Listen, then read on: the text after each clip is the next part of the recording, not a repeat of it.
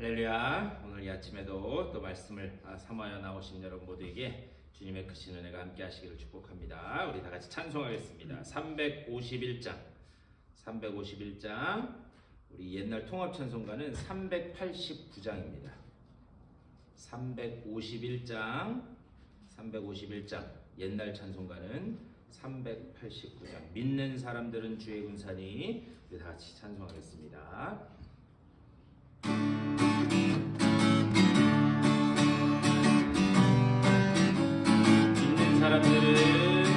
믿는 사람들은 주의 군사니 앞서가신 주를 따라갑시다. 우리 대장 예수 길을 들고서 적절하는 곳에 가신 것 보라. 믿는 사람들 주의 군사니 앞서가신 주를 따라갑시다. 원수마귀 모두 쫓겨가기는 예수 이름 듣고 겁이 나니라. 우리 찬송 듣고 지옥 걸리니 형제들아 주를 찬송합시다. 믿는 사람들 주의 군사니 앞서가신 주를 따라갑시다. 세상 나라들은 멸망당하나 예수 교회 영영 왕성하리라. 마귀 원죄 감히 내지 못함을 주가 모든 교회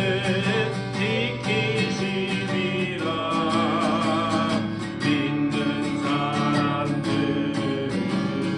주의 군사니 앞서가신 주를 따라갑시다.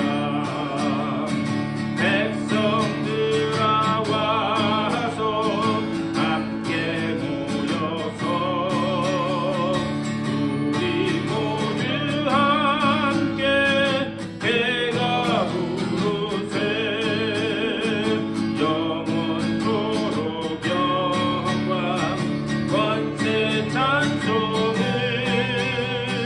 우리 임금 주께 돌려보내세. 믿는 사람들 주의 군사니 앞서가신 주를 따라갑시다. 아멘. 우리 다 같이 받을 은혜를 사모하는 마음 가지고 다 같이 기도하며 나가겠습니다. 감사드립니다. 아버지, 오늘 이 아침에도 주님 앞으로 올라오셔서 주님 앞에 나와 기도하며 아버지 찬양하며 주님 앞에 나아가는 원합니다. 아버지여, 주님께서 함께하시는 귀한 은혜의 시간을 되게 하여 주시옵소서. 아버지, 주님의 은혜 안에서 아버지 새로운 말씀을 깨닫고 그 가운데 새 힘을 얻는 우리가 되게 하시고 우리 아이가 하나님의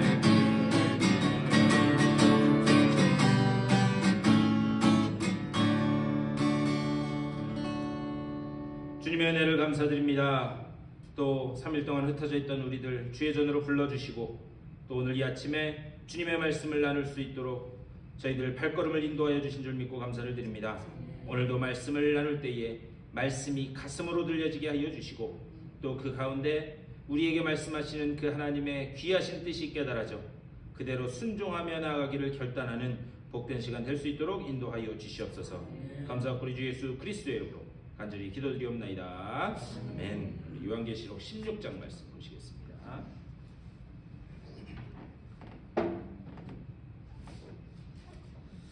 계시록 16장 1절 말씀부터 보시겠습니다.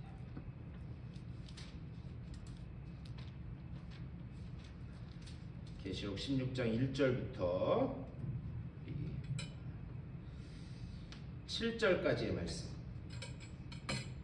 한 절씩 교독하시겠습니다. 또 내가 들으니 성전에서 큰 음성이 나서 일곱 천사에게 말하되 너희는 가서 하나님의 진노의 일곱 대접을 땅에 쏟으라 하더라. 첫째 천사가 와서 그 대접을 땅에 쏟으매 짐승의 뼈를 받은 자들과 그 우상에게 하는 자들에게 악하고 욕하는 종이가 나더라. 둘째 천사가 그 대접을 바다에 쏟으매 바다가 곧 죽은 자의 피같이 되니 바다 가운데 모든 생물이 죽더라. 셋째 천사가 그 대접을 강과 물 근원에 쏟으매 피가 되더라. 내가 들으니 물을 차지한 천사가 이르되 전에도 계셨고 지금도 계신 거룩하신 이여 이렇게 심판하시니 의로우시도다. 그들이 성소에 성신의 피를 그들에게 피를 마시게 하신 것이 합당하니라. 우리 7절 다 같이 읽겠습니다. 또 내가 들으니 제단이 말하기를 그러하다 주 하나님 곧 전능하신 이여 심판하시는 것이 참되시고 의로우시도다 하더라. 아멘. 오늘 7절 말씀까지 읽었습니다.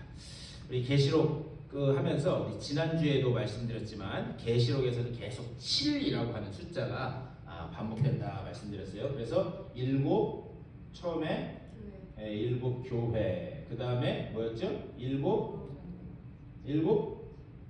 일곱인 그 다음에 일곱 나팔 일곱 나팔 그리고 오늘 일곱 대접 계속해서 7이라고 하는 숫자가 계속 반복된다고 말씀드렸어요.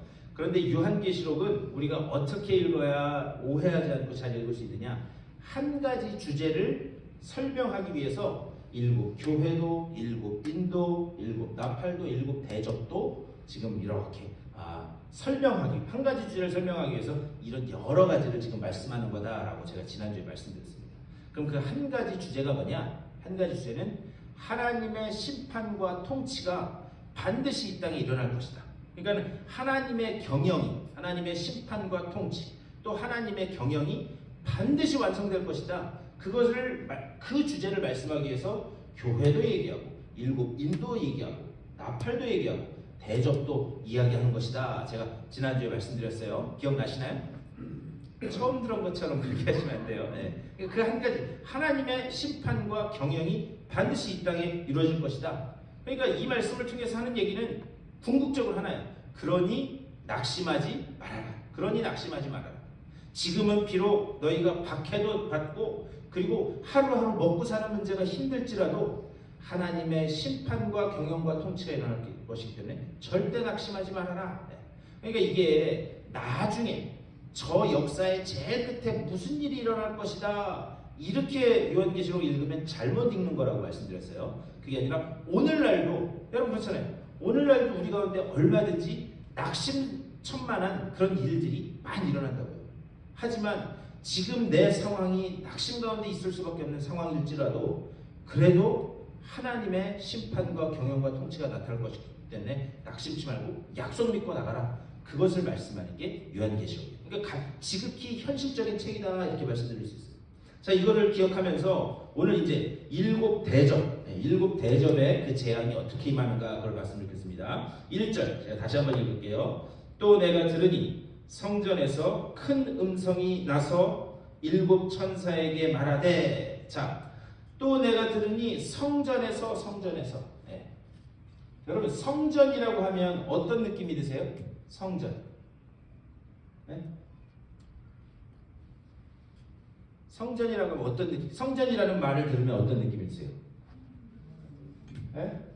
우선 첫 번째로 드는 생각이 예를 들면 오늘날식 표현을 하면 십자가가 있고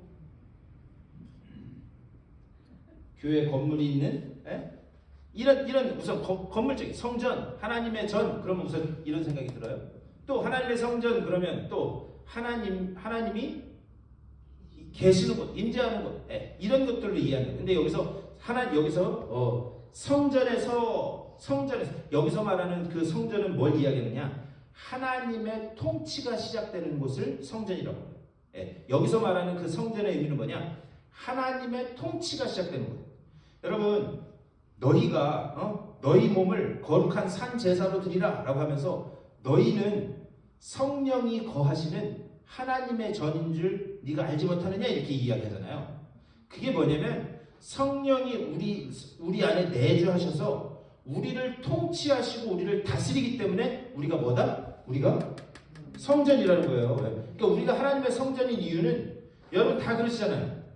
여러분 삶의 주인이 누구시냐? 삶의 주인은 하나님이시잖아요. 그런데 그 하나님이 우리 속에 임재하셔서 우리를 다스리시고 통치하시기 때문에 우리는 하나님의 성전으로 불릴 수 있는 거예요. 그런데 여기서 말하는 1절에서 말하는 그 성전은 하나님의 통치가 임하는 곳을 성전이라고 합니다. 근데 거기에서 큰 음성이 난대요. 큰 음성. 근데 이게 또 단어를 이렇게 하나하나 쪼개서 봐야 오늘 하고자 하는 말씀이 뭔지 알 수 있기 때문에 지금 처음이라 쪼개서 말씀드릴 거예요. 자, 그러면 이 성전에서 하나님의 통치가 임하는 곳에서 뭐냐? 큰 음성이 들렸대요. 큰 음성. 큰 음성. 그러면 어떤 느낌이 드세요? 큰 음성. 볼륨이 아주 큰. 이런 큰 음성이라고 우리는 생각하는데 여기서 말하는 이 큰 음성이라고 하는 것의 이 본래 뜻은 뭐냐면은 아주 절대적인 영향력. 그러니까 확정된 영향. 예를 들면 이런 거예요. 미국에서도 이렇게 재판을 이렇게 하잖아요. 그래서 순회 법원에서 로컬 판사들이 재판도 하고 그래요. 그런데 미국에서 여러 가지 문제로 재판을 하다가 스프림 코트 대법원에서 대법원 그 판사가 이거는 법적으로 헌법에 따라서 이겁니다. 그래서 꽝꽝꽝 그러면 그거를 따라야 돼요? 안 따라야 돼요? 네, 그거 뭐냐면 대법원 판사가 그만큼 영향력이 있는 거예요. 그래서 그 사람 입에서 나오는 판결과 말은 아주 절대적인 영향력이 있는 거죠. 근데 여기서 말하는 큰 음성이라고 하는 게 볼륨이 크다, 소리가 크다 그 얘기를 이야기하는 게 아니라 그 절대적인 영향력이 있는 그 소리가 나온다는 거예요. 그러니까 하나님의 통치가 시작되는 곳에서 이제 절대적인 아주 확고한 그 무언가가 선포된다. 그러면서 뭐라 그러냐? 너희는 가서 하나님의 7 대접을 땅에 쏟으라 이렇게 말씀해요. 자, 또 1절만 하다가 끝나겠네. 땅에 쏟으라. 성경에서 땅이라고 하는 것은 이 특별히 요한계시록에서 땅이라고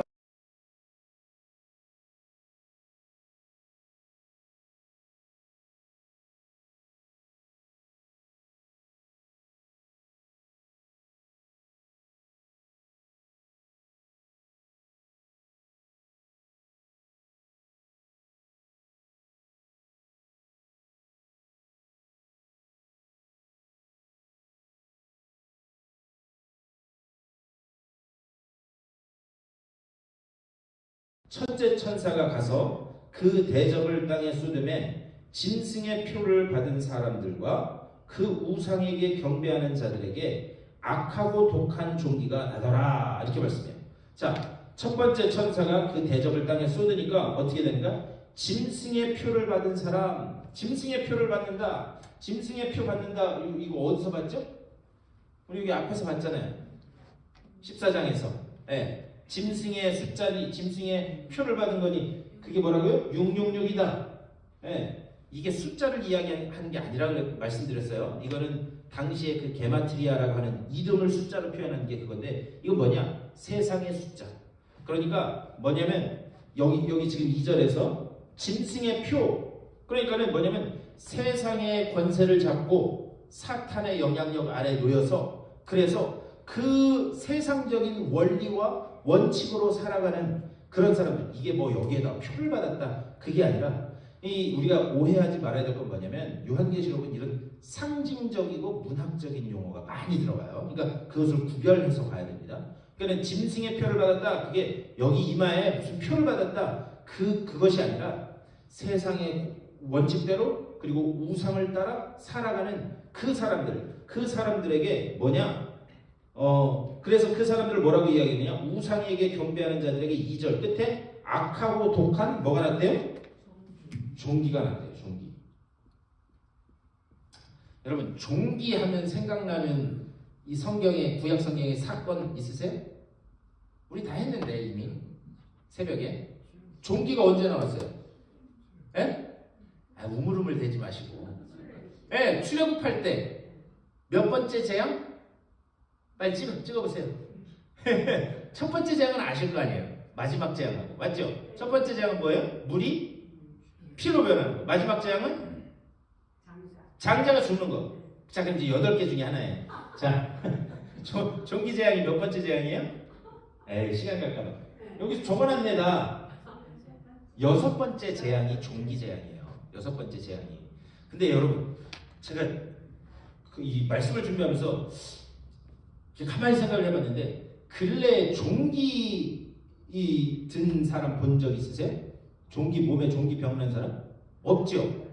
근데 저도 여러분에 비해서 굉장히 어린 사람인데도 저 초등학교 때도 저도 그랬고 엉덩이에 종기도 나보고 뭐 이런데 산타군 이런데 팔 이런데 종기 많이 났었어요. 여러분 기억나세요? 그래서 뭐 붙이셨어요? 아니 그냥 보약이 아니지. 이명래 보약. 그렇지. 이명래 보약을 어떻게 했어요? 여러분 보약 이런 거 보면 저도 조금 됐나 봐요. 네. 요즘 애들은 보약이 뭔지도 몰라요. 이렇게 동그랗게 돼 있잖아요. 이렇게 까맣게. 그럼 요걸 이렇게 손으로 떼어내죠. 여러분 다 기억나시죠? 이게 추억을 새롭게 돋는 거예요. 그러면 띈 다음에 어떻게 해요? 이게 또 종이에 쌓여 있잖아요. 무슨 기름종이 같은 거. 그럼 어떻게 해요? 여기를 네. 안 해보셨어요 이거?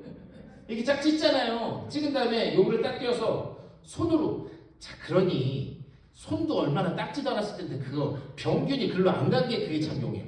그래서 찢어가지고 어떻게 해요? 쫙 한 다음에 아이 거기에 여기에 또 노란 거 하나 들어가 있잖아요. 이렇게 근 빼는 거. 예? 그렇게 해서 종기가 좀 심하면 여기다가 딱 놓고 손으로 꾹꾹 누른 다음에 예? 꾹꾹 누른 다음에 거기에다가 근이 안 빠지면 노란 거 이렇게 하잖아요. 기억 안 나세요?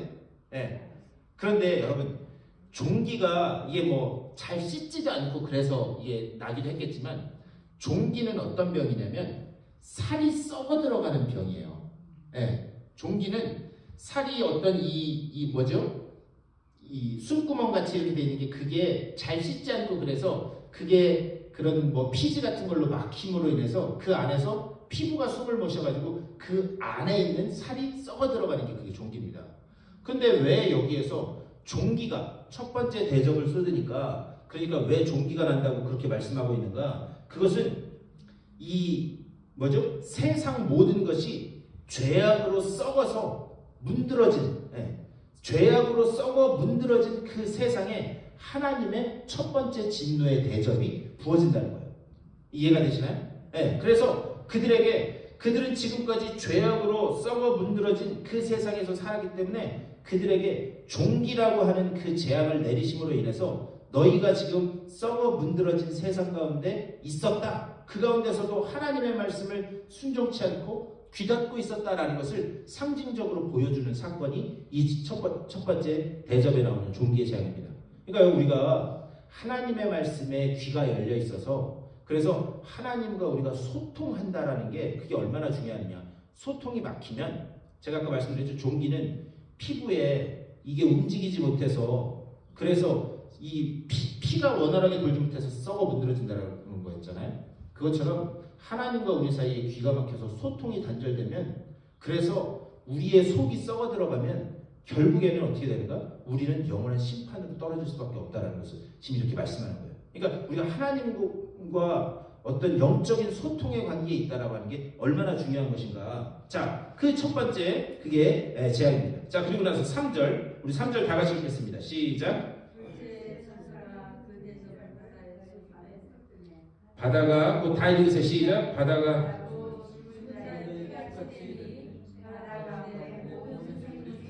아멘. 자, 두 번째 천사가 이제 대접을 쏟았대요. 근데 어디다 쏟았대요? 예, 첫 번째는 땅에다 쏟았대요. 근데 이제 두 번째는 바다에 두 번째 대접을 쏟았대요. 그렇다면 바다라고 하는 것은 또 요한계시록에서 어떤 의미로 쓰여지고 있는가? 여러분 한번 보세요. 자, 한 장만 뒤로 넘어가서 17장 1절. 한 장만 넘어가서 17장 1절.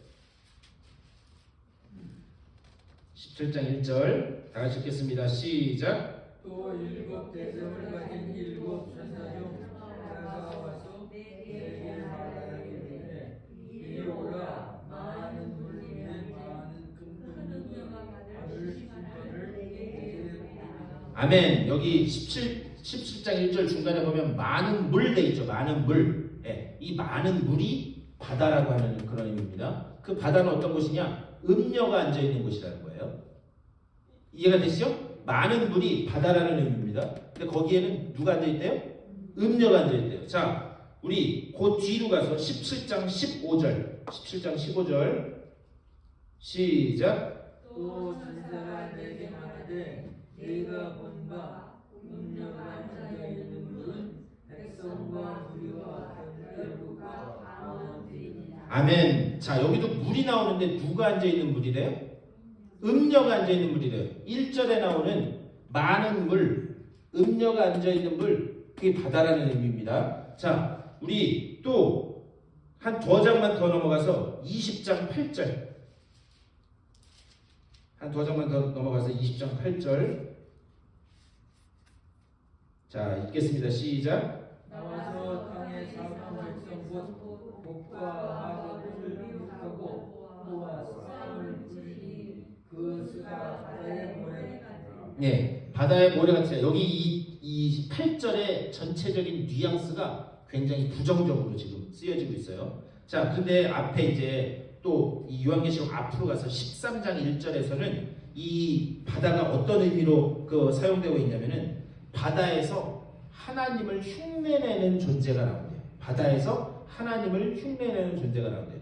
자, 지금 제가 몇 군데를 찾아봤는데 성경에서 바다라고, 특별히 요한계시록에서 바다라고 하는 것도 뭐냐? 음녀, 사탄, 마귀가 권세를 부리고 다스리는 그런 장소를 바다라고 해요. 그러니까 요한계시록에서는 땅도 그렇고 바다도 그렇고 이게 굉장히 부정적인 의미로 쓰인 것을 볼 수 있습니다. 자, 그런데 3절에서 이제 오늘 말씀으로 돌아와서 16장, 오늘 말씀으로 돌아와서 16장 3절에서 이렇게 말씀해요. 천사가 그 대접을 바다에 쏟음에 바다가 곧 죽은 자의 피같이 되니 바다 가운데 모든 생물이 어떻게 된다고요? 바다의 모든 생물이 죽게 된다.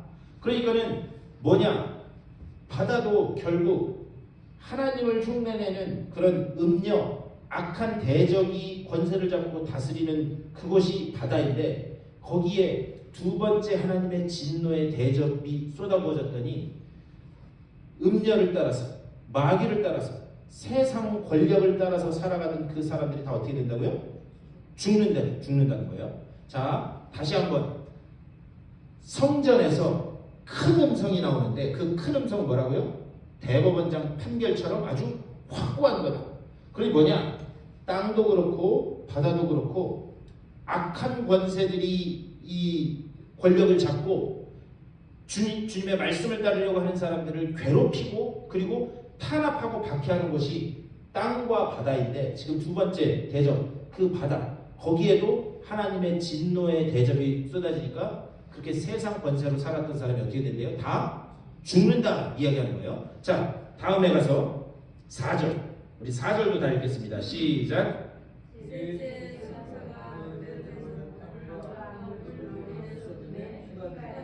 아멘. 자, 세 번째 대접은 어디에 쏟아졌대요? 이제? 예, 어디와 어디? 강하고 물의 근원에 쏟아졌대요.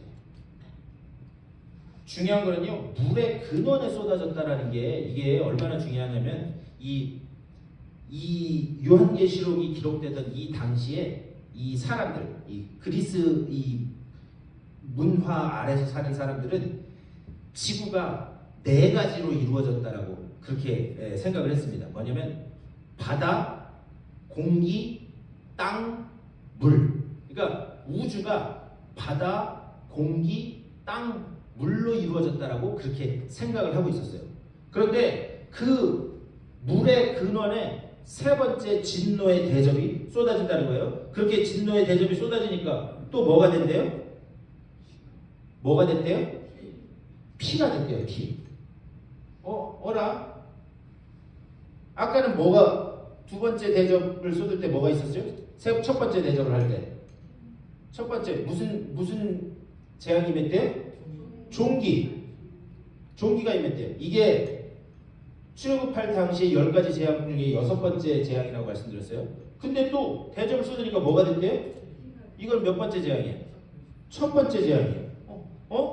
그게 계속 반복되네? 그런데 여기 16장 이제 우리 7대접 계속 보겠지만 이 10가지 재앙에 나타났던 그 재앙들이 그대로 반복됩니다. 근데 여러분 한번 가만히 생각해 보세요. 제가 이 출애굽기 그 새벽에 나누면서도 말씀드렸어요. 자, 10가지 출애굽할 때 10가지 재앙이 온 애국 땅에 쫙 임합니다. 그런데 이게 재앙이라고 하는 말은 누구 입장에서 재앙이에요? 무슨 말인지 이해가 되시나요? 누구 입장에서 재앙이에요? 애굽 사람들 입장에서는 재앙이에요. 그렇죠? 애굽 사람 입장에서는 재앙인데 하나님의 백성인 이스라엘 백성의 입장에서는 이게 재앙이에요? 아니면 구원의 사인이에요? 구원의 사인이죠. 네. 우리가 그것을 그러니까 지금 여기 종기, 피 이제 이 뒤에 계속 나올 겁니다. 뭐냐? 하나님의 말씀을 끝까지 거부했던 사람들에게는 이게 재앙으로 임한다는 거예요. 이 진노의 7 대접이 하나 둘 쏟아질 때마다 그것은 누구에게는 재앙이냐? 하나님의 말씀을 끝까지 거부했던 사람에게는 재앙이에요.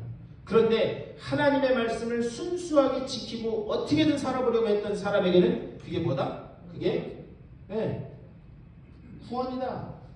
그래서 우리가 예언서도 보면은요, 심판은 항상 2가지 의미를 담고 있는 거예요. 이것처럼 심판은 말씀을 따르는 자에게는 구원의 날이 되고 말씀을 거부한 자에게는 심판의 날이 되는 거예요. 그러니까 심판이라고 하는 것은 항상 이 2가지 의미가 있다.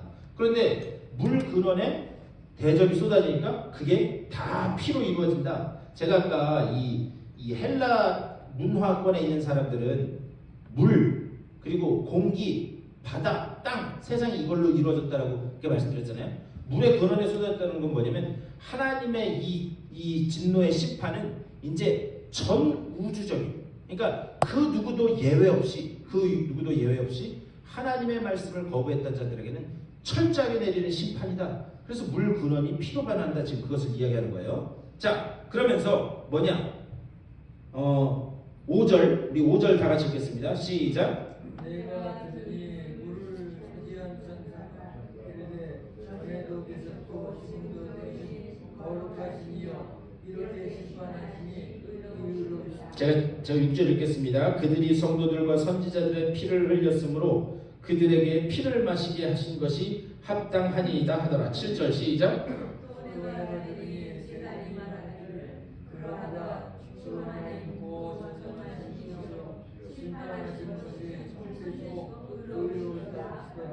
아멘. 자, 보세요.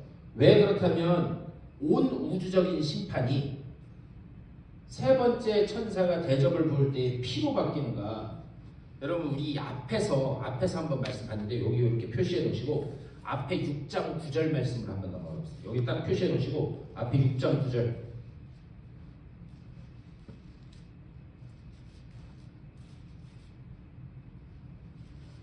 자, 6장 9절 앞에 한 대여섯 장만 넘기면 되죠? 6장 9절 시작.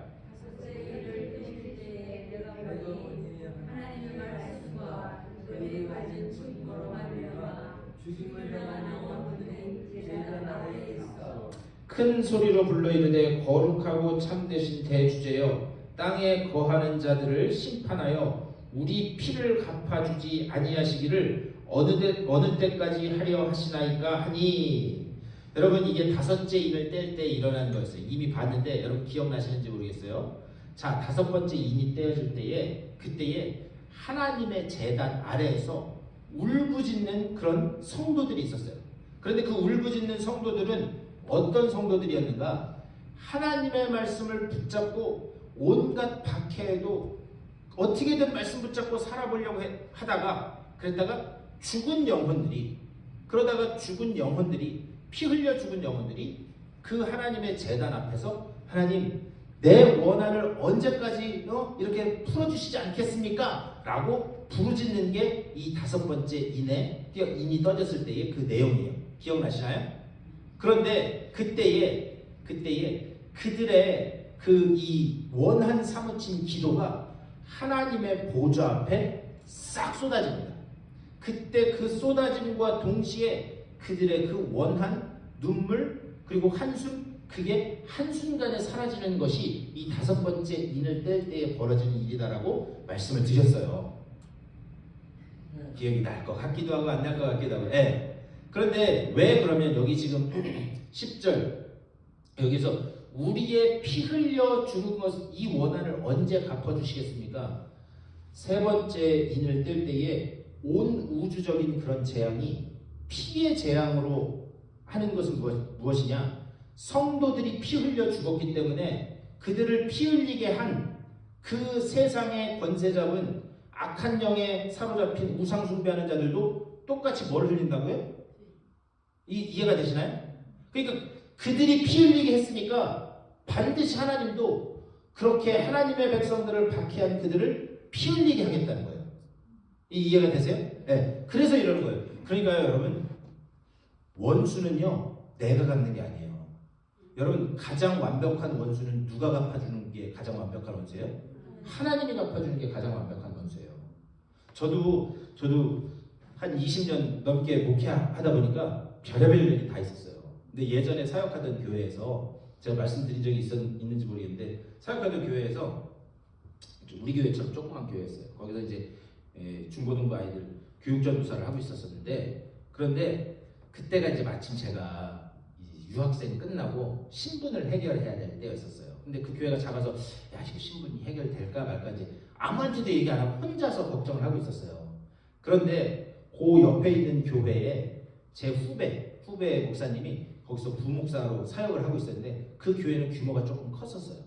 그래서 이제 제 처지를 아는 후배 목사님이 저한테 와서 형님 거기 있으면 이게 왜 그러냐면 이민국에서 그 교회의 어떤 재정 상황도 보고 이런 것 때문에 이런 거 허락을 내주고 하는데 거의 힘들 것 같으니까 우리 지금 교회에서 사역자 뽑는데 우리 교회에 와서 좀 같이 사역하면 신분도 해결되고 같이 사역도 하고 그러면 좋지 않겠느냐 저한테 그렇게 얘기를 했어요.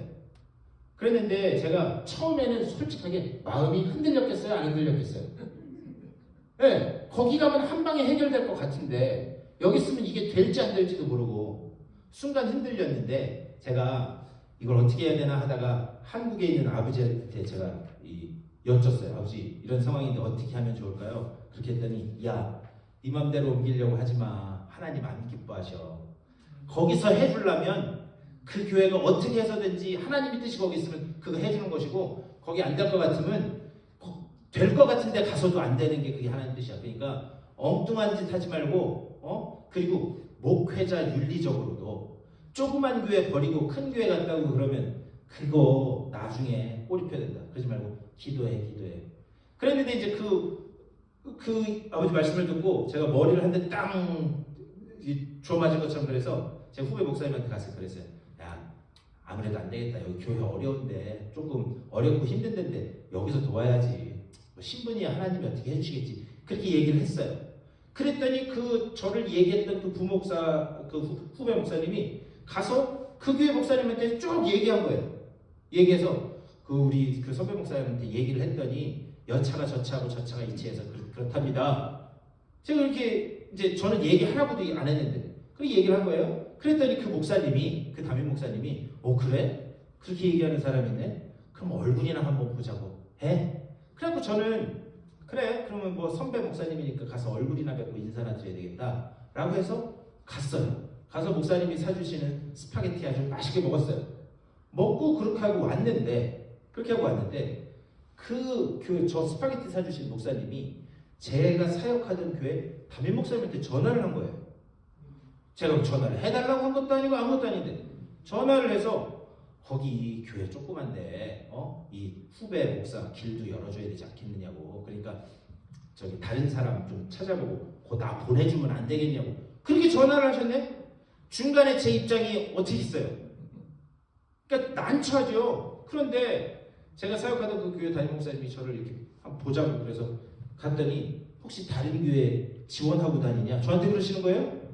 아니 지원한 거 아니라 그것도 여차가 저 차에서 2차가 그 차 돼서 이렇게 됐는데 밥 사주신다고 해서 밥 먹고 왔다고. 그랬더니 그 목사님이 말씀을 드렸는데도 뭐 다른 거 묻지도 않고 그냥 열쇠 내놓으라고. 뭔 얘기예요? 아니 그만두라는 얘기예요. 네. 그래서 아니 목사님 저 간다는 얘기 안 했다고. 네? 간다는 얘기 안 했다고. 저 여기 있을 거라고. 그랬더니 아닌 것 같다고. 아니 제가 말씀드렸는데 못 믿으시더라고. 그러더니 열쇠 내놓으라고. 그래가지고 교인들한테 인사도 못하고 월요일 날 소위 말해서 쫓겨났어. 네. 그래서 저는 그게 제가 원했던 거하고는 전혀 다르게 이렇게 됐는데 열불이 나겠어요, 안 나겠어요? 네? 네, 제가 이렇게 선해 보여도 열불이 나요.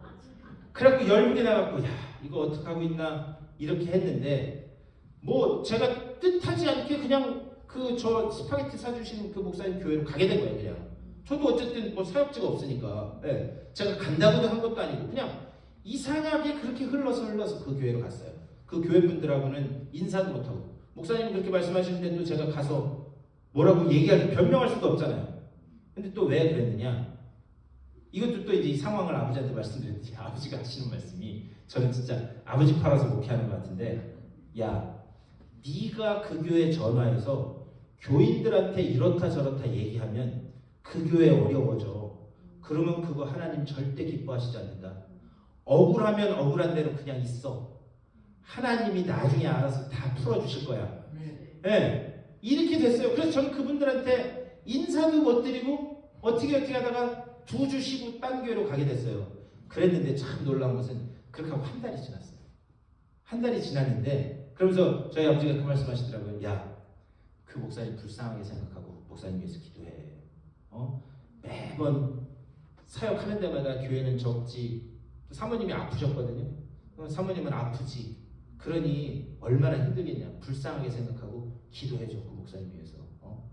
기도가 나오겠어요? 안 나오겠어요? 에? 안 나오지. 인간적으로. 솔직하게 회개하는 심정을 말씀드리는 거예요. 네, 안 나오죠. 그래서 억지로 알겠다. 억지로. 그래서 한 달간 교회에서 이렇게 기도하는데 한 달 정도 됐을 때가 그냥 저도 모르게 이거 제가 하려고 해서 그런 게 아니에요. 하나님 그 목사님 불쌍히 여기시고 그 가는 목회 여정 가운데 하나님 함께 달라. 그냥 제가 하려고 한 게 아니라 그냥 저도 모르게 의도적으로 안 하려고 했는데 그런 기도가 나오더라고요. 그런데 그렇게 하고 나서 며칠 있다가 그 교회 장로님 한 분이 연락이 왔어요. 그러더니 저한테 딱 첫 마디가 뭐냐? 목사님 우리가 들었던 거 사실 아니라는 거 다 알아요. 네, 사실 아니라는 거 다 알아요. 어떻게 얘기가 그렇게 전해졌는지 모르겠으나 저는 한마디도 안 했거든요. 근데 목사님 그런 거 알아요. 우리 교인들도 다 알고 있어요. 거기 집사 부부도 전화해서 똑같은 얘기를 그 며칠 상관으로 이야기를 하더라고요. 그러니까 제가 만약에 원한을 풀려고 거기에다가 전화하고 했으면 그 교회도 힘들어지고 그렇게 하는 저는 속이 편했겠어요? 안 편했겠어요? 여러분인가요? 우리가 어떤 사람에게 원한을 갖고 앙심을 품고 이렇게 하잖아요. 그 사람은 이미 심판을 받은 겁니다. 여러분 한번 가만히 생각해 보세요. 원한을 가지고 그리고 앙심을 품고 사는 그 사람의 속은 편하겠어요? 안 편하겠어요? 그 편하겠어요? 안 편하죠. 이미 그 사람은 그걸로 심판을 받은 거다 볼 수 있어요. 그러니까 어떤 일이 있어도 우리가요 내가 뭐 하려고 하면 반드시 문제 생깁니다. 그러니까 하나님께 맡기고 그게 내가 믿음 좋아서 한다고 해서 되는 게 아니에요. 그러니까 계속해서 하나님 어떠한 상황에서든지 주님만 바라볼 수 있는 그 눈을 열어주게 열게 하여 주시옵소서. 우리가 그렇게 기도하고 나아가면 어떤 상황 가운데서도 하나님이 풀어주시고 정리해주시고 나아가게 하실 줄 믿습니다. 네, 그러니까 피해 재앙이 임한다는 건 하나님이 똑같이 아니 온 우주적으로 어떻게 보면 이자까지 쳐가지고 그것들 심판하겠다. 거기에서 있는 그 소개 메시지는 너희가 뭐 하려고 하지 말아라. 지금 그것을 말씀하고 있다라고 하는 사실입니다. 믿으십니까? 이해가 되시죠? 자, 그렇게 한 다음에 오늘 16장으로 와서 자, 8절 다 같이 읽겠습니다. 시작. 예, 다시 16장 8절 시작. 넷째 천사가 그대를 해 쏟음에 해가 번세를 받아 불로 사람들을 우리 9절도 다 같이 읽겠습니다. 시작. 사람들이 크게 태우며 태워주자 이 재앙을 향한 것을 하신 하나님의 이름을 기도하며 또 회개하지 않고 주께 영광을 돌리지 아니하더라. 아멘. 자, 이제 네 번째 대접은 어디에다가 쏟아지느냐? 해에게 쏟아진대요. 해한테, 하늘에 있는 해한테 네 번째 대접이 쏟아지니까 어떤 일이 벌어진가? 해가 모든 사람들을 다 불로 태워서 죽였다 이렇게 되어 있어요. 그러면 이거는 또 어떤 것을 지금 상징적으로 이야기하느냐? 제가 아까 말씀드렸어요. 지금 7 대접의 진노는 다 출애굽할 때의 10가지 재앙, 그러니까 출애굽기의 상황과 연결되는 말씀입니다. 자, 그렇다면 이 해라고 하는 것은 출애굽한 이스라엘 백성들에게 어떤 이미지로 다가왔는가? 여러분, 낮에는 무슨 기둥? 구름 기둥. 밤에는 불 기둥. 그렇다면 왜 낮에는 구름 기둥이었는가? 제가 여기 이 애리조나에 와서 이게 참 이런 거 설교하거나 말씀드리기 참 좋은 건 우리는 이게 너무 이미지가 잘 와닿아요. 그렇죠? 예. 100도만 넘어가도 햇볕 밑에 있으면 어떻게 돼요?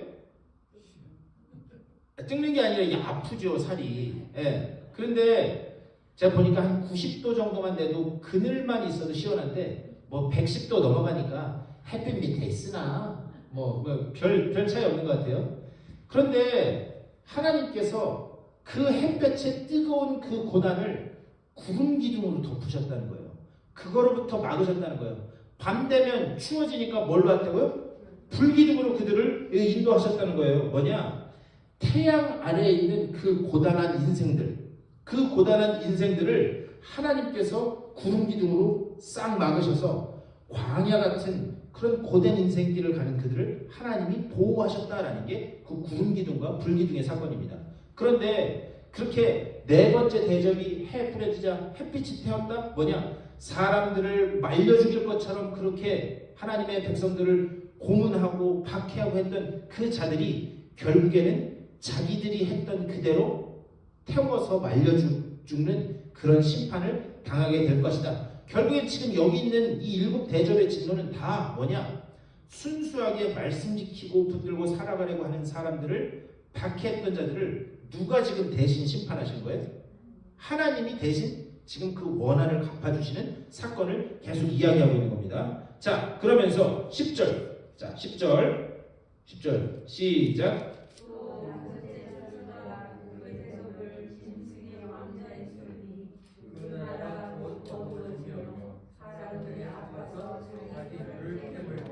아멘. 자, 여기서는 어두워진대요. 네. 자, 어두움은 또 10가지 재앙 중에 몇 번째 재앙이에요? 네. 어두움은 9번째 재앙이에요. 9번째 재앙. 자, 이것도 10가지 재앙 중에 하나죠. 그러니까는 어둠의 재앙은 뭐냐? 그 애굽 사람들에게 있어서 10가지 재앙 중에 가장 심한 재앙이 바로 10번째 재앙이었습니다.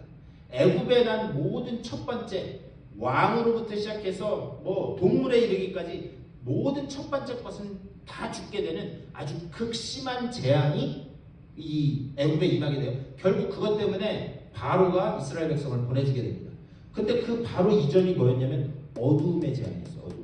이것은 영적인 무지. 그래서 무엇이 진실이고 무엇이 진리고 아닌지를 분간할 수 없을 정도로 그런 재앙이 임했다는 거예요. 그러니까 우리가요 분별할 수 있는 그 은혜가 우리에게 얼마나 큰 은혜인지 모릅니다. 예? 이게 왜 그러냐면 이 특별히 이 분별하다라고 하는 말의 헬러의 가장 대표적인 단어가 뭐냐면 오로도토메오라고 하는 단어예요. 그런데 그 단어는 뭐냐면은 그 단어의 본래 뜻은 길을 내다예요. 예. 이게 무슨 말이냐면 옛날에 로마 그 군인들이 어떤 한 곳을 딱 들어가서 거기를 무너뜨리잖아요. 그 도시를 딱 무너뜨리고 나면 제일 첫 번째 했던 게 뭐냐면 로마로 향하는 길부터 뚫었습니다. 그러니까 여기 어떤 한 도시가 있는데 로마 군대가 가서 여기를 다 때려 부셨어요. 그리고 로마 군대가 새로운 도시를 세워요. 그렇게 하고 난 다음에 가장 처음에 했던 게 로마로 향하는 오늘날로 치면 프리웨이, 고속도로 같은 것을 뚫었어요. 그런데 거기서 온 단어가 오로도토메오, 길을 낸다는 거예요. 뭐냐? 우리가요 분별한다라고 하는 것은 진리의 말씀이신 하나님 앞에 우리 주님 앞에 가는 바른 길을 내는 것, 그게 분별하는 거라는 거예요. 그러니까 우리가 분별한다라고 하는 것은 뭐냐? 내가 지금 주님의 보좌 앞으로 하나님의 그 말씀, 진리의 말씀 가는 그 길로 바로 가고 있는가? 아니면 엉뚱한 길로 가고 있는가? 그것을 늘 살피는 것, 그게 분별하는 것이고, 그게 우리의 구원의 이 성화의 그 길을 뚫는 것이다라는 것을 볼 수 있습니다. 그런데 지금 다섯 번째 천사가 흑암, 영적으로 무뎌져서 지금 내가 하나님의 그 구원의 길로 그리고 하나님의 보좌 앞으로 제대로 가는지 엉뚱한 길로 가고 있는지 분별할 수 없는 그런 상황에 있는 것은 아닌가. 그래서 어두움, 흑암의 재앙이 여기에 지금 임하는 거예요. 다섯 번째 천사. 그래서 잘못된 길로 가는 사람들은 계속해서 잘못된 길로 갈 수밖에 없도록. 여러분 혹시 그런 게임 해보셨나요? 눈을 가리고 돼지코 있죠, 이렇게 하는 거. 돼지코 하는 것처럼 고개를 이렇게 하고 10바퀴를 뺑뺑뺑뺑뺑 돌아요. 그런 다음에 딱 돌고 어떤 목적지를 향해서 세우는 다음에 시작해서 앞으로 가면 제대로 가는 사람이 몇 명이나 있겠어요? 아니 안대를 안 하고도 10바퀴를 돌고도 저 방향으로 못 가는데 눈까지 가리고 그렇게 해서 엉뚱한 이 10바퀴를 돌린 다음에 놓으면 제대로 된 길로 갈 수 있는 사람이 아무도 없다는 거죠. 하나님이 왜 그러면 이런 심판을 내리느냐? 잘못된 길로 간 사람들은 여전히 그냥 심판의 길로, 사망의 길로, 저주의 길로 가도록 하나님이 내버려 두신다는 거예요. 그러니까요, 이게 하나님으로부터 아무런 응답이 없고 내버려 두는 것처럼, 무관심 당하는 것처럼 큰 심판이 없습니다. 그러니까 우리가 그런 거 있잖아요. 우리가 뭔가 갑자기 예를 들어 이게 예예요, 예. 하나님이 그렇게 하신다는 게 아니라 운전을 하다가 타이어가 빵꾸가 났어요. 그런데 타이어 빵꾸가 났는데 어떤 분은 아이고 하나님이 그때 뭐 하라고 그랬는데 안 했더니 타이어를 빵꾸를 내셨네. 너무 그렇게만 해도 안 돼요. 예. 너무 그렇게만 해도 안 되지만 우리가 어떤 일을 볼 때 이게 과연 하나님이 하시는 일이신가 아닌가를 우리가 분별하면서 나아가는 것, 그게 중요하다는 거예요. 그래서 영적인 무지를 우리가 이 영적인 무지에 빠지지 않도록 늘 깨어 있는 것, 그게 중요하다. 자, 그러면서 그 다음, 자 이제 우리 그 10절 읽었죠? 11절에 아픈 것과 종기로 말미암아 하늘의 하나님을 비방하고 그들의 행위를 회개하지 아니하더라. 자, 12절 시작.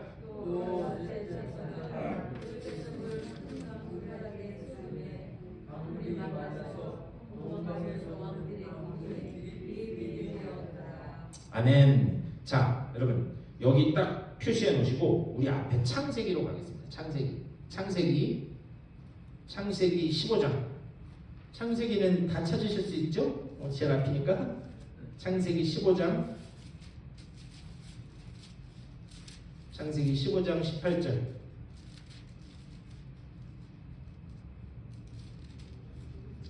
창세기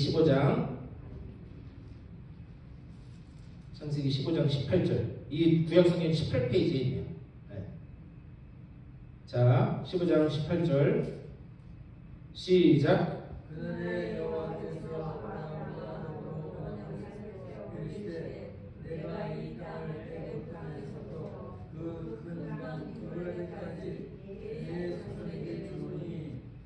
아멘. 자, 여기에서 어디까지 준대요? 땅을? 큰 강 유브라데까지 준대요. 그런데 오늘 말씀에서 여기 12절에서도 또 여섯째 천사가 그 대접을 큰 강 유브라데에 쏟음에. 자, 저를 보세요. 이게 무슨 얘기냐면 지금 창세기 15장에서 하는 말씀은, 창세기 15장 18절에서 하는 말씀은 뭐냐면 하나님이 아브라함을 부르신 다음에 그 이제 네 후손에게 줄 그 땅의 경계를 내가 이렇게 정해주겠다. 그래서 동쪽의 경계는 어디고 서쪽의 경계는 어디고 위의 경계는 어디고 아래의 경계는 어디다. 이 땅은 내가 너희에게 준다라고 하는 그 경계를 정해주신 게 창세기 15장 말씀이에요. 창세기 15장 말씀인데 거기서 동쪽 경계를 유브라데 강이라고 말씀하고 있어요. 네. 여기가 서쪽이고 여기가 동쪽이면 동쪽 강의 경계를 유브라데 강이라고 그렇게 말씀하고 있어요. 그런데 항상 이 동쪽이라고 하는 것은 이스라엘 사람들에게 어떤 생각을 가지고 있었냐면 동쪽으로부터 하나님의 백성 이스라엘을 괴롭히는 이방의 군대들이 오는 통로를 동쪽이라고 생각했어요. 예를 들면 동쪽에 누가 있었느냐? 바벨론이 있었어요. 그래서 바벨론의 포로로 끌려가게 되는 거예요. 아수르는 북쪽에 있었지만 약간 북동쪽입니다. 근데 이스라엘 사람들에게는 거기도 동쪽으로 생각한 거예요. 그러니까 아수르가 됐던 바벨론이 됐던 뭐냐? 이 사람들은 항상 동쪽에서 하나님의 백성인 우리를 짓밟으려고 하는 이방 군대가 들어오는 길이다라고 그렇게 생각을 하고 있었습니다. 그런데 지금 여섯 번째 천사가 대접을 쏟으니까 이 유브라데 강이 어떻게 됐대요? 유브라데 강이 어떻게 됐대요? 말라버렸대요. 그래서 말라진 길로 뭐냐? 이 말라진 길로 하나님의 백성을 심판하려고 하는 이방 군대가 마른 길로 오는 거예요. 그렇죠? 강이 막고 있으면 건너갈 수 있어요? 없어요? 없죠. 근데 이걸 동풍이 불어서 마르게 하심으로 이방 군대가 와서 쳐들어오게 하겠다. 지금 그것을 말씀하고 있습니다. 뭐냐? 하나님이 하나님의 백성을 억압하고 짓누르고 했던 사람들, 그 사람들에게 하나님이 똑같은 방법, 이스라엘 백성도 우상을 숭배하고 잘못된 길로 갈 때에 이 강을 마르게 함으로 인해서 이방의 군대가 들어와서 이스라엘 백성을 심판하셨던 것처럼 하나님의 말씀을 끝까지 거부하고 듣지 않은 그 사람들에게 똑같은 방법으로 심판하시겠다라는 것을 지금 말씀하고 있어요. 이해가 되시나요? 그러니까 이게 좀 상황은 틀리지만 눈에는 뭐? 눈, 이에는 뭐? 이.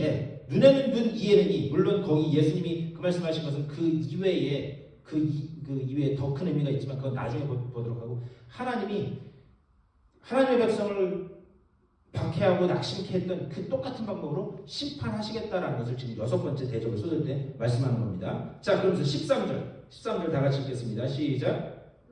또 내가 보내 대개 같은 내 더러운 영이 용의 입과 짐승의 입과 거짓 선지자의 입에서 나오니. 예, 아멘. 자, 여기 내가 보매 개구리 같은 새 더러운 영이 뭐래요? 뭐 같은?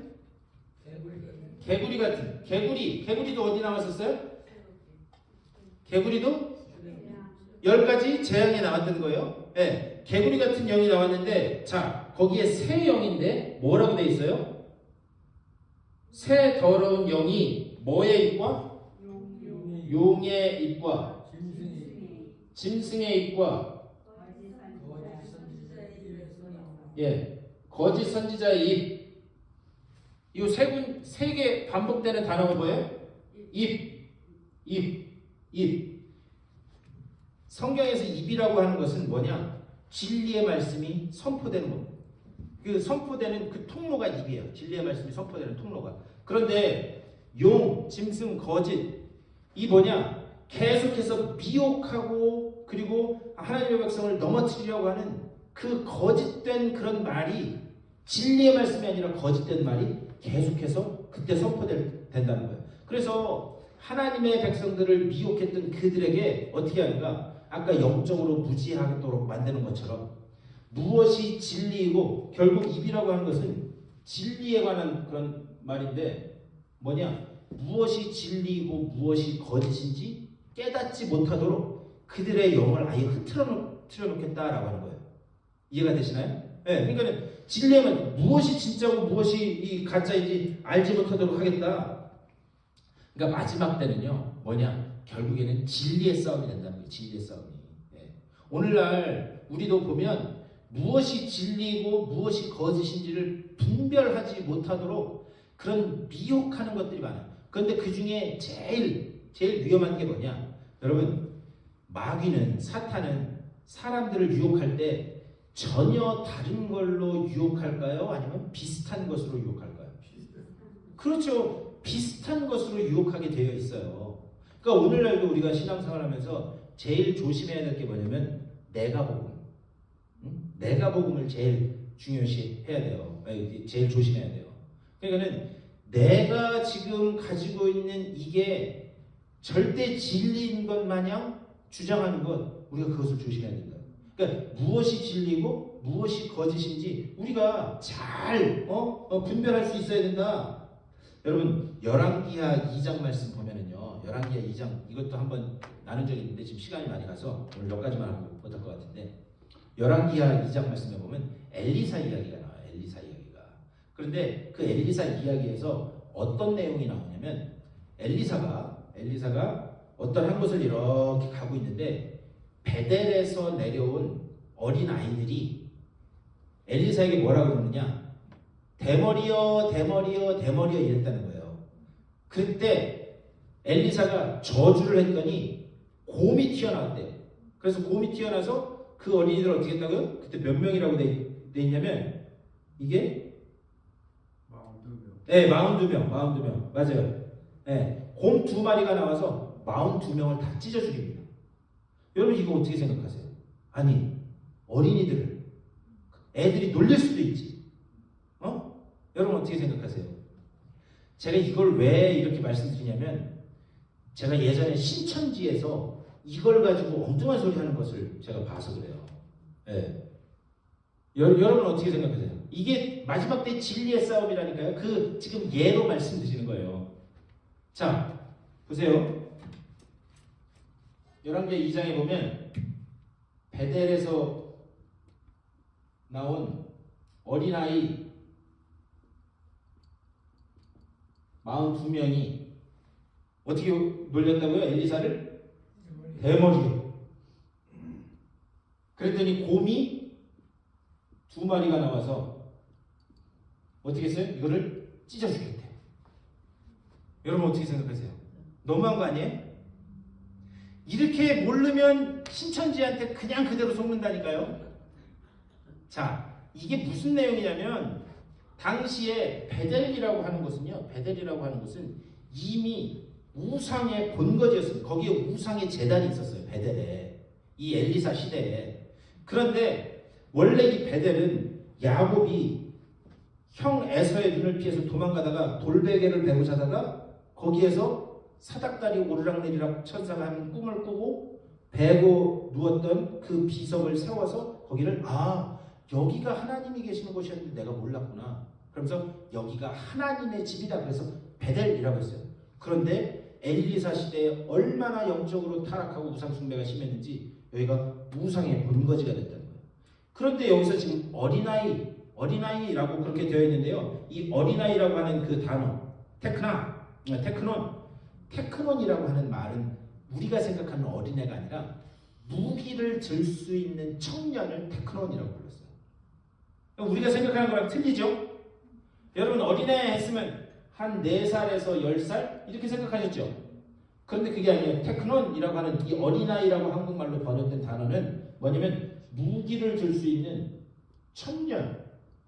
청년들이에요. 그러니까 사리분별을 할 수 있는 그런 사람들이었다고요.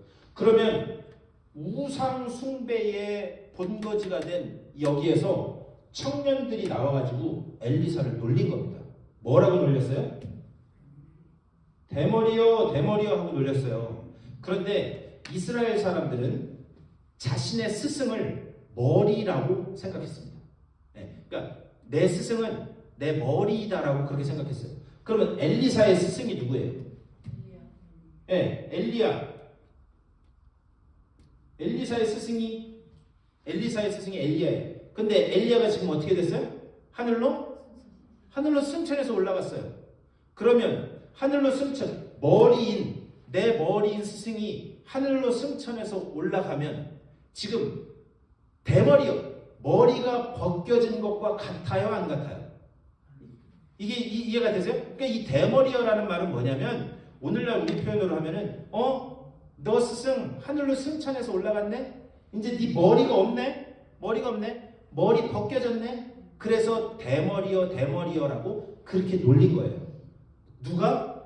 우상숭배의 본거지인 베델에서 나온 청년들이 그렇게 놀린 겁니다. 그게 뭐냐? 야, 너 이제 스승도 없으니까 너 아무것도 아니네. 아이고, 네가 뭘 할 수 있겠냐? 내가 믿는 우상이나 숭배라. 제가 말을 좀 붙이면 그런 의미입니다. 그때의 그들을 저주하자 곰이 2마리가 나와서 42명을 찢어서 죽였다라는 거예요. 그런데 이거는 또 무엇과 연결되냐면 엘리사가 엘리야를 따라서 이제 엘리야는 자기가 하늘로 승천돼서 올라갈 걸 알아요. 그래서 엘리야가 가는 곳마다 야 오지마 그러는데 엘리사가 끝까지 쫓아가요. 끝까지 쫓아간 다음에 엘리야가 묻습니다. 하늘로 승천하기 전에 내가 너한테 뭐 해주랴? 이렇게 얘기했는데 뭐 해달라고 그랬어요? 당신의 영감에 갑절이나 당신의 영감에 2배나 나에게 임하게 해달라고 그렇게 얘기했어요. 그런데 그거를 놓고 엘리야가 기도한 것이 바로 증거로 드러나는 사건이 이 사건입니다. 그러니까 이게 뭐냐? 그가 기도한 대로 엘리야가 자기 제자인 엘리사에게 그 복 빌어준 대로 하나님의 영감이 2배나 임한 그 사건을 상징적으로 보여주는 게 이 사건이에요. 그러니까 뭐냐? 우리가요 하나님의 말씀을 가지고 우리가 하나님께 아뢰면서 이런 은사를 달라고 기도하는 것도 중요하고 또 다른 사람을 위해서 우리가 복을 빌어주면서 기도하는 것도 굉장히 중요한 게 우리가 저게 되겠어? 라는 마음을 가지고 기도할지 몰라도 하나님은 기억하고 계신다는 거예요. 하나님은 기억하시고 반드시 그대로 응답하신다라는 것을 이 열왕기 이 상 마지막 열왕기 이 하 시작과 동시에 이걸 보여주는 거예요. 결국 어떻게 되는가? 열왕기 하에서부터 계속 되는 말씀은 진짜 엘리사가 기도했던 대로 엘리야보다도 더 큰 그 영감이 계속해서 벌어지는 사건이 열왕기 하의 그 이야기를 통해서 계속해서 됩니다.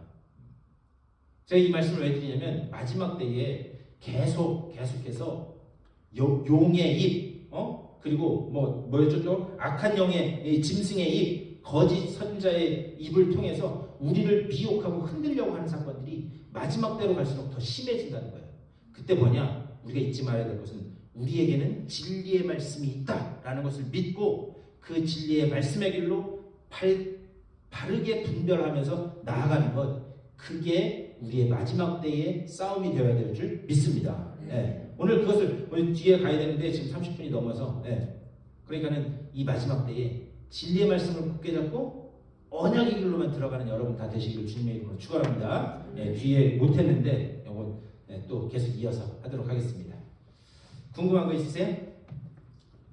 우리 말씀 생각하면서 우리 다 같이 한 목소리로 기도하겠습니다. 하나님, 오직 진리의 말씀이 어디를 가리키시는지 그것을 분별하고 그 길로 순종하며 나아가는 우리가 되게 하여 주시옵소서. 마지막 때에 영적으로 어두워지지 않게 하시고 늘 주님과 소통하면서 그러면서 주의 말씀에 귀 기울이는 내가 되게 하여 주시옵소서. 우리 다 같이 한 목소리로 기도하며 나아가겠습니다. 우리 주님의 크신 사랑과 은혜를 감사드립니다. 오늘도 말씀을 통해서 주님의 뜻이 어디 있는지를 분별하고 또 그 길 가운데 주님과 영적으로 소통하며 나아가는 것이 얼마나 크고 복된 일인지를 다시 한번 생각해보게 하시니 감사를 드립니다. 아버지, 주님과 계속해서 영적인 소통을 하고 또 주님께서 말씀하시는 그 말씀에 귀 기울여 나아가며 하나님께서 지시하시는 그곳으로 순종하며 나아가 하나님의 은혜 안에 주의 영광을 위해 살아가는 우리 모두의 삶이 될 수 있도록 주여 믿음을 더하여 주시옵소서. 주님의 은혜를 감사드립니다. 오늘 이 아침에도 저희들 불러주셔서 주님의 말씀 나누게 하시니 감사를 드립니다. 주여, 우리의 삶에 수많은 눈물과 한탄과 한숨이 있을지라도 그것을 온전히 주님 앞에 나와 십자가 앞에 내려놓을 수 있는 복된 믿음의 소유자들 다 되게 하여 주시옵소서.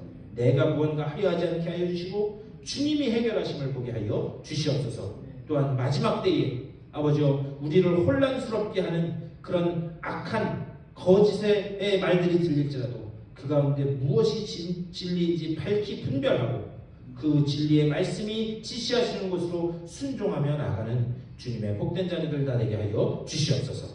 이 믿음 가지고 또 세상을 향해 걸어나가는 주님의 사랑하는 자녀들의 삶 가운데 우리 구주 예수 그리스도의 크고 놀라우신 은혜와 하나님 아버지의 극진하신 사랑하심과 성령의 감화 감동하시고 교통하시는 놀라운 은총이 저들의 삶 가운데 가정과 자녀들 가운데 되어지는 모든 일들 가운데 이제부터 영원토록 함께 하시기를 간절히 축원하옵나이다. 아멘.